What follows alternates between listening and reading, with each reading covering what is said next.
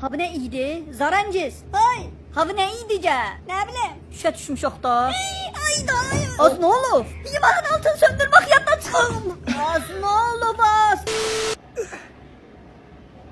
Ay şahsaf eliysen pasmatri uçiz.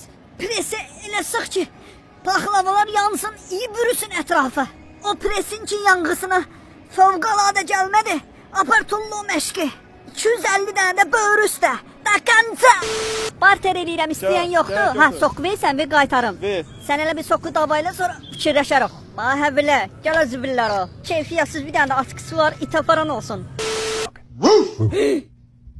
Ha bu nə deməkiydi ay kişi? Durub duran yerdə. Kimə dedin o sözü? Kimə dedin? Dinən sözümü geri götürürəm. Üst payıma dinə. Oy beynimi söndürmə.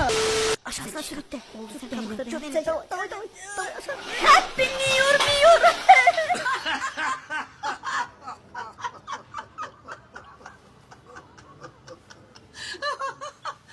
Ne var lan?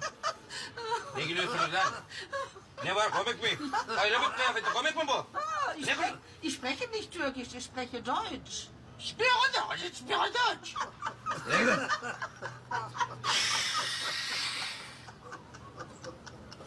Allah Allah, psikopat ikili ya. Psikopat ikili ya.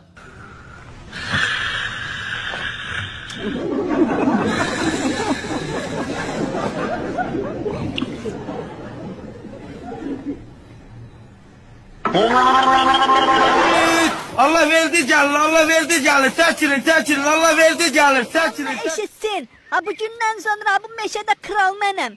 Bütün divijenyalı... Pələng, o kişi pələng, aslan.